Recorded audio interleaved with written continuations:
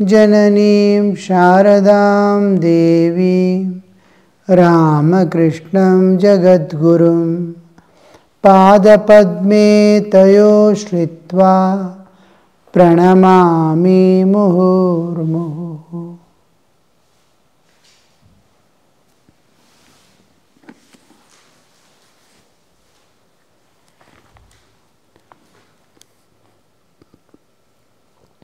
From mother's house has gone to Ram's house, and you see has arranged a festival itself to celebrate Master's visit. Rare things we see. And a Kathak Thakur, that's one who expounds scriptures and from the stories of Purana and all, they tell.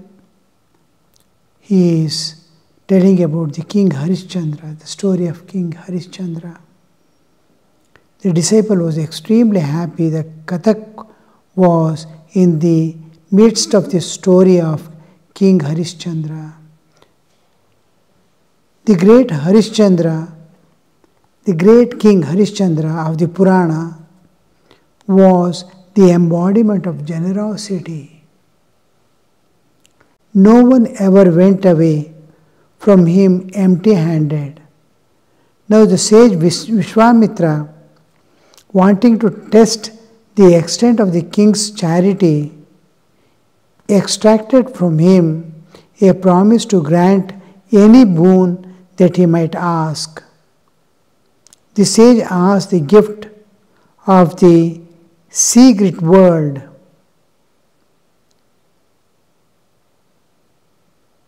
secret world of which Harishchandra was king, the place name.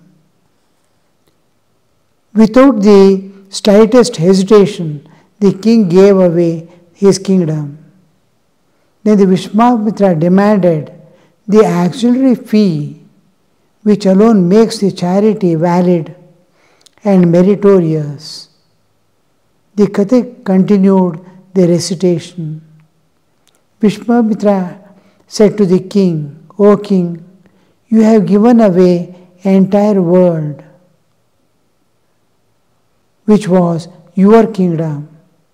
It now belongs to me.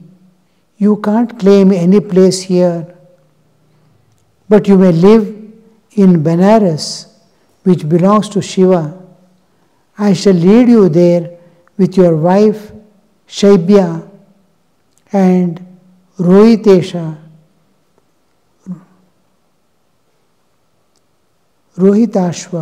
your son. There you can procure the auxiliary fee that you owe me." The royal family, accompanied by the sage, reached Benares and visited the temple of Shiva. Means how much of testing, the extreme testing. He is king of kings, he is an emperor. Whole kingdom he hands over, and then just to test how much he is known for his charity, like Karna. Anybody asking anything, anytime, he just gives away. And Vishwamitra asked for the whole kingdom. He immediately gave. And he asked immediately to quit the kingdom. He cannot go anywhere.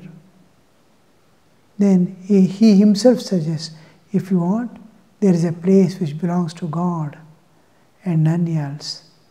So you can go and stay there. There in the Benares, anybody, anytime must be accepted if they don't have a place to stay. It is considered as the Lord's place. So he will be led there. Vishwamitra himself goes and leaves them and comes. And where he has to collect the fund that he needs to be given to as the auxiliary fee, what we call dakshina. any act of dana or anything sacrifice we do in the name of God, for as a spiritual aspirant or any other way, as a religious person also, if anything charity or anything done, any worship is done, any priest helping in the middle, they will be given they have to give some auxiliary fees in the end called dakshina, with which the act is supposed to be complete. So that he demands.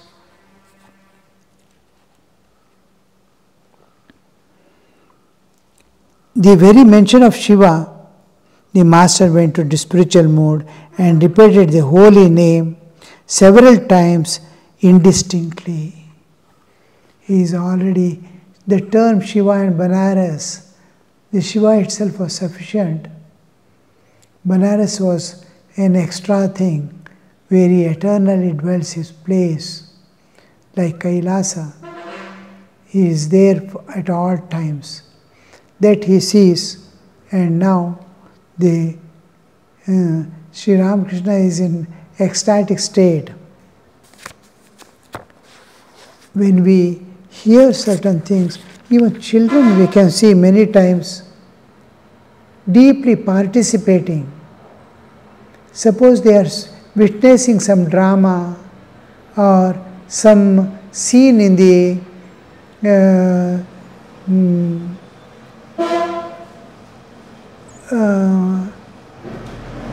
television or anywhere, we can see them getting totally absorbed in it and participating so deeply that tears flow from their eyes when similar situations come. Especially the women folk of India. Small things make them emotional, and it is not concerned with them, it is not family matter, it is something somewhere, a fiction. It is being played. There also they participate in such a way as if it is happening really in front of their eyes. So Kathak Thakur continued. Thakur is still in the ecstatic state. The king could not procure the fee and was compelled to sell Saibya, his royal consort, to a Brahmin.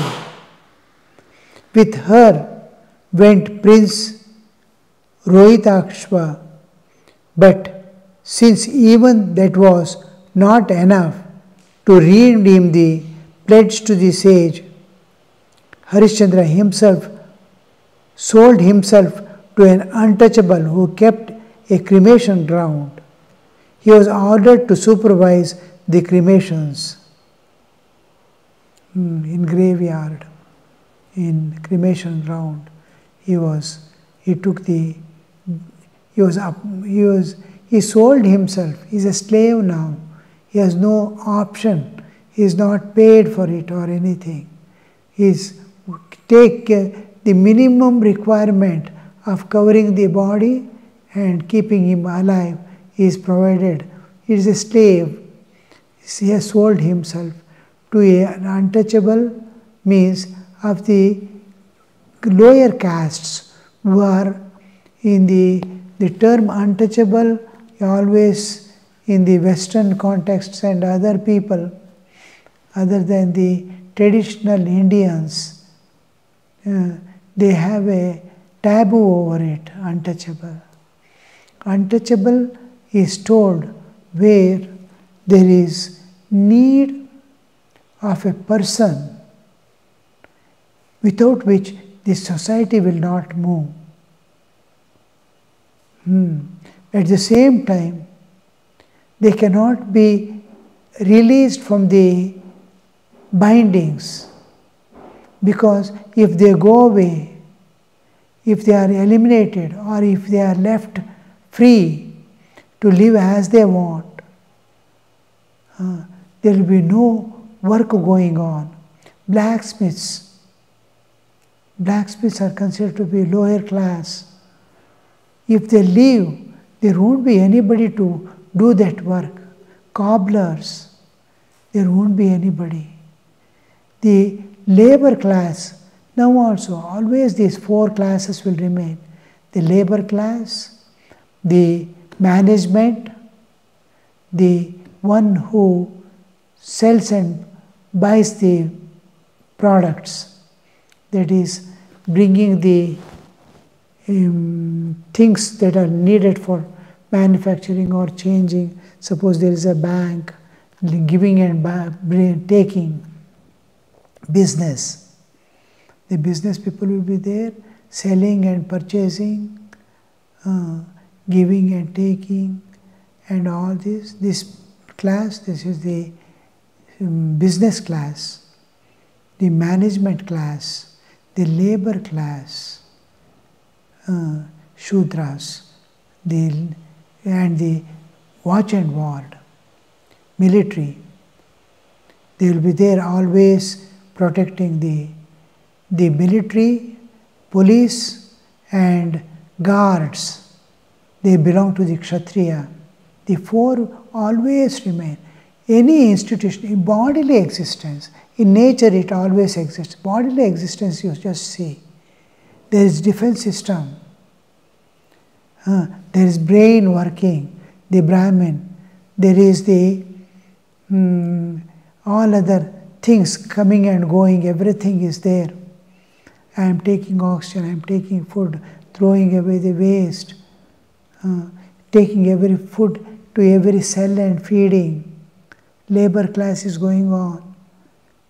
So defense is there in every organization, in every organism where there is collective working.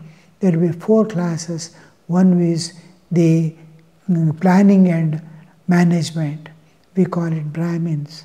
And watch and ward and security, we call it Kshatriya. And then the one giving and taking, bringing and taking, that is selling and purchase, like business aspect. And then one is the labor class. Of this labor class are considered are supposed to be foot. The feet is the most important part to move the society. It is like wheels of the vehicle. All things may be there. If wheels are there, not there, it cannot move. So they are compared always with the feet or the wheels of a cart. The two wheels of a cart you can see. All things are there if the wheels are not there. If labor is not there, and the whole society collapses. Management can be there, ministers are there, everything is there. Defense is there, no labor. Nobody to plow, nobody to give, nobody to take, nobody to serve. How it would be. So these are considered as untouchables. It is not the untouchable that they cannot be taken away. I keep my gold untouchable. Nobody can put a hand on that. The police carry their revolvers. It is untouchable. Nobody can touch it. Nothing security and safe to be kept is always considered as untouchable. Somebody's property is untouchable. I cannot touch it. So these things, we get a wrong understanding of them. We bring to the gross physical level and leave the essence always. So this, he sells himself to such a person who is inevitable in the society, and he as a slave, and he keeps him as the supervisor for the cremation ground, at the cremation ground, for the dead bodies that come to be cremated. He has to take the charges, this, that, release the body, give the permission to burn. All that management is done by that supervisor. And that job he is given. Once upon a king, an emperor, now in the graveyard, in the cremation ground, just uncared as a slave. Not even, he has no independence anymore. He has sold himself.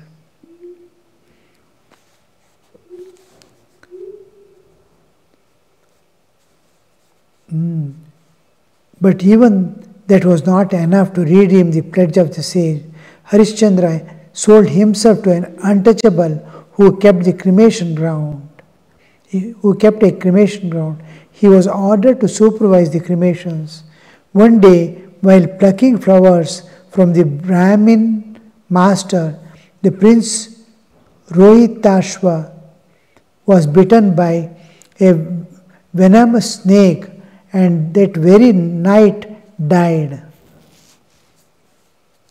The cruel Brahmin would not leave his bed to help the poor mother cremate the body. The night was dark and stormy. Lightning rent the black clouds. Saibya started for the cremation ground alone, carrying the dead body of her son in her arms. Smitten with the fear and overpowered with grief, the queen filled heaven and earth with her wailing. She was once a queen. Now, helpless in the street, alone, she is moving with the dead body of her son. Arriving at the cremation ground, she did not recognize her husband, who demanded the usual fee for the cremation. Saibya was penniless and wept bitterly at her unending misfortunes. The impenetrable darkness was illumined only by terrible flames of the cremation pyres. Above her the thunder roared, and before her uncouth guardian of the cremation ground demanded his fees. She who had once been the queen of the world sat there with her only child dead and cold on her lap. The divorcee burst into tears, loudly lamented this tragic episode of a royal life. And what was the master doing? He was listening to the recital with rapt attention. Tear drops appeared in his eyes and he wiped them away. The Kathak continued. When the queen, wailing bitterly, uttered the name of her husband, Harishchandra, at once recognized his wife and son. Then the two wept for the dead prince. Yet, in all these misfortunes, king never once uttered a word of regret for his charity. Finally, the sage Vishwamitra appeared and told them that he had only wanted to put the king's charitable impulses to a crucial test. Then, through his spiritual power, the sage brought the prince back to life and returned the king his lost kingdom. It was in the Vishwamitra's possession. He was the owner of that kingdom. Now he gives back that kingdom. Sri Ramchandra asked Kathak to recite the episode of Uddhava, the friend and devotee of Krishna. From where to where we are jumping, you see. The request of Krishna, at the request of Krishna, Uddhava had gone to Vrindavan to console the cowherds and gopis who were sore at heart because of their separation from their beloved Krishna. Sri Rama asked Kathak to recite the episode of Uddhava. Harishchandras, that is one thing we see, a sankalpa, a resolution, and a principle in life, a vow that take, an ideal to which we dedicate, a goal to be achieved. All these demands great sacrifices. And to the extent that is unimaginable, by no means I can explain that. The one who knows it. Now, suppose we take a vow, we will get up early in the morning. And this vow, we call it as the Shiva Sankalpa. Shiva Sankalpa Mastu. May this be Shiva Sankalpa. Shiva Sankalpa means one, it is auspicious to all. It is good for all. Many people are there. I am taking a vow. Is it for my only benefit and others are at this problem? Suppose I decide not to work. And people are there who are dependent on me. And I want to keep away from work for the rest of life. Somebody has to earn and feed him. Can it be? It is not Shiva Sankalpa. There is no auspiciousness in there. I am putting all others into problem and suffering and taking a vow or deciding, resolving a resolution to follow. It must be good for all, helpful for all, helpful, not only helpful to all. And other thing is, it should not harm anybody also.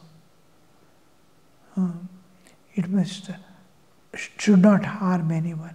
So, the Shiva Sankalpa, what I am going to take or any person is going to take, must be always, and it is firm. Once it is, like Bhishma Sankalpa, Vrata, it takes up, and it cannot be shaken anymore. It is once taken forever. I am ready to pay all the price for it. So these two aspects, to have a firm grounding, it is grounded in nature and divine, that it cannot shake anymore. That's why the vows are taken with some proofs and authorities. Now, Upanayana, Sannyasa, Brahmacharya, Diksha, marriage, all these are done as Agni as the Sakshi, fire as the witness, and one who is capable of taking, seeing that it is obligatory on the person who takes it. So that it is the third element which is going to come into picture in my taking a vow or taking a resolution. In Sankalpa also, all the 5 Mahabhutas, that is the elements of creation, are taken as the Surya Somo Yama Kalo Mahabhutani Panchata Eti Shubha Shubhasya Karmano Navasakshina. 9 Sakshis are taken even in ordinary worship. You are the Sakshis. I am going to do this in resolution itself. So I am bound by nature, I am bound by law, I am promising nature, I am going to do this for this purpose. So this is the sankalpa. How strong, come what may, I will not deviate from that sankalpa. That must be sankalpa. Suppose I decide to get up in the early morning, before sunrise, I have to get up. There is no other alternative. If one day I missed, no, it should never happen. I take a vow or resolve to do some kind of service every day which reaches some life. At least if not anything, watering a plant. It has to be observed that every day it is done. Some service. I take a resolution, I resolve to do physical exercise every day. Whatever happens, it should never be left. Studies, I am going to read Ramayana or something every day. I am going to chant Bhagavad Gita. The rest of life I am bound by it. A single day should not go, and that is and he is following that. Anybody asks anything from me, I give away if I possess it. And I keep my vows. So this is being put to test. How much he can bear? How much can he give? How much he can sacrifice for the vow, resolution he has made, for the vow that he has taken? How much of truth is there in his vow? Truth is God. So when I decide I will chant daily, suppose 1000 japa every day, rest of the life, till the last breath, every day, it must be done and offered. Tests will be there. Serious things happen. You meet with an accident. Still, that if you are still conscious, if you are able to take a drop of water, if you are able to see the world outside, you are able to do the japa also. You can't miss doing that japa of 1000 offering it. So that kind of, and tests, frequent tests will be there, one upon the other. All forces trying to suppress it, we must be able to face it, opposite it, and meet the challenges and cross over. Om Shanti Shanti Shanti Hari Om Tat Sat Shri Ramakrishna Arpanamastu.